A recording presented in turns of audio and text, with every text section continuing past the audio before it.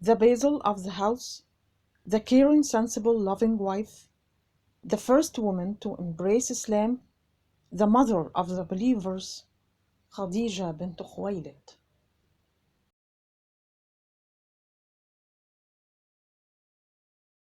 Nafisa wrapped herself with the gown of the night darkness and walked from Khadijah's house to Muhammad's house. Then she excused herself and entered. She found him sitting there thinking. It seemed to her as if she had never seen him before. She saw a handsome man, moderate, neither short nor tall, with a big head, a combed very black hair, straight eyebrows, wide eyes, and a sparkling light radiating from his face. She greeted him, and he raised his eyes to her. She was taken in by his majesty and prestige. Then he greeted her and said gently, "Well, Nafisa, what brought you this hour?" She said smilingly, "I came to congratulate you on your safe return." Then she looked around and found no one in the house except Ayman, his nurse, busy with household chores. She said, pointing to her, "Don't you feel lonely, Muhammad, you and Ayman?"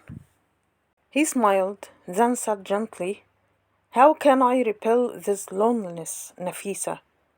I am poor, and I cannot achieve what you are aiming at.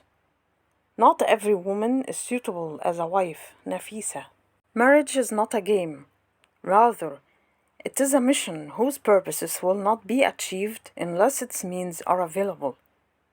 Until Allah makes me able to pay the dowry of the righteous, pious woman, I will do so, insha'Allah." Nafisa's pleasure increased as she felt that she was quickly approaching her goal, and she said with hope, "And if the good woman is righteous and honorable and has great wealth?" He quickly smiled. "The dowry increases, Nafisa," he said, "and you know the dowries of the rich. You know that they burden husbands and make many men incapable. And where can I get something like that?" Nafisa's pleasure increased. She felt that the goal was closer than before, and she said while pretending to be calm, "If it became easy for you to get the beautiful, rich, honorable, and righteous woman without costing that large dowry, what would you see?" He said smilingly, "I wish, Nafisa. Who is she?" The woman gathered her strength and said in a low voice, "Khadijah, O Muhammad, Khadijah bint Khuwaylid." Muhammad looked at Nafisa for a long time. He felt in his heart an inclination towards Khadijah. He wished that he were rich so that he proposed marriage to her, for he had found his soul drawn to her and saw her attributes growing in himself. Then he said with hope, "Who can do that to me, Nafisa?" The woman heard happily, "I am Muhammad," she said. "You are the best husband for a woman like Khadijah. I will convince her and divert her from her intention of refusing marriage. I should make her change her mind, and I do not think she will refuse if you tell her your wish." Then she quickly left and went to Khadijah with joy. She brought her the good news of Muhammad's acceptance.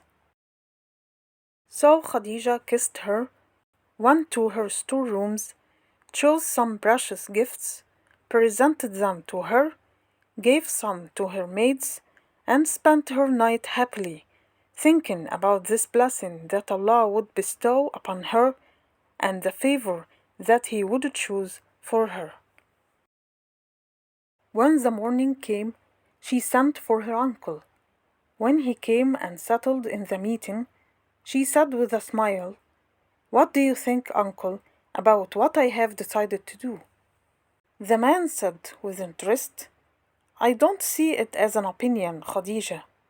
Your father, Khoylid, would not have seen it so if he were alive." A woman of your age and wealth turns herself away from marriage, lives alone, rejects the masters of Mecca, and works hard, thinking all day and night, while a man could have saved her all of this. Khadijah listened until he finished speaking.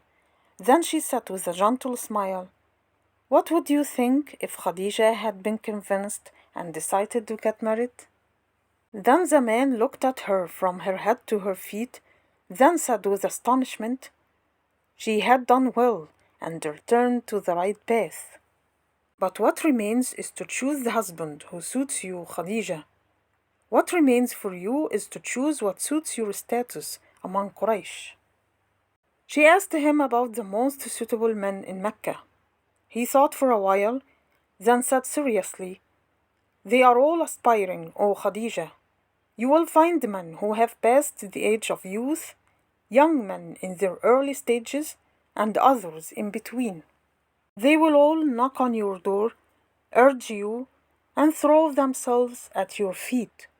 But a husband who honors his wife, lives for his family, and understands the meaning of marriage is a rare man in Mecca, and if he is, then he is one of these presidents." Khadijah said smilingly, "If he is a man who understands the meaning of marriage and appreciates the family, but he is poor, then what do you see?"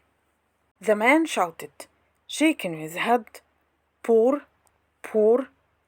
Then he was silent for a while, thinking. Then he said in agreement, "Since he is a man who understands these meanings, appreciates the wife, and gives her her rights, there is no objection to accepting him. As for wealth and poverty, they are in the hands of Allah.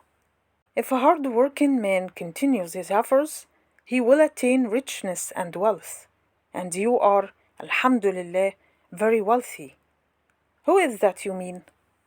She said smilingly, "What do you think of Muhammad ibn Abdullah?" The man shouted quickly, "Great, great, the best husband, Khadijah. You should not have rejected this marriage, and you should not have waited this long time." Then she heard with joy saying, "Rather, he proposed this marriage tonight. Are you satisfied, uncle? I would not make a decision until I got your opinion." The man became deeply moved and said tenderly, "May Allah compensate you well, Khadijah. He diverted you this long period of time from marriage to bestow upon you the greatest favor and to give you the precious gift, for there are few men like Muhammad. I wish your father were alive, witnessing this blessing that Allah has bestowed upon you. With Allah's blessing, Khadijah, I agree, I agree." Muhammad had risen in the morning to his uncle Abu Talib's house and told him about his desire to marry Khadijah. His uncle shouted in astonishment, and Khadijah accepted, "O Muhammad." Muhammad said smilingly, "She accepted, uncle. She accepted a poor man as her husband after she had dismissed the great rich and rejected those leaders." Abu Talib shook his head, then said confidently, "She is a sensible, decisive woman. She knows the qualities of men. She has not found you poor, but rather she has realized that you are rich in soul and rich in heart. So she did not care about money, and belittled it for what she saw and expected." He congratulated him on the marriage of Khadijah and on the blessing that Allah had reserved for him. Muhammad was happy, thanking Allah for his grace. The news spread in Mecca, and this marriage became the talk of people and the subject of their amazement and wonder. Khadijah was happy, preparing for this marriage until the appointed day for concluding the contract came. But next time, we will tell you about the ceremony of that day.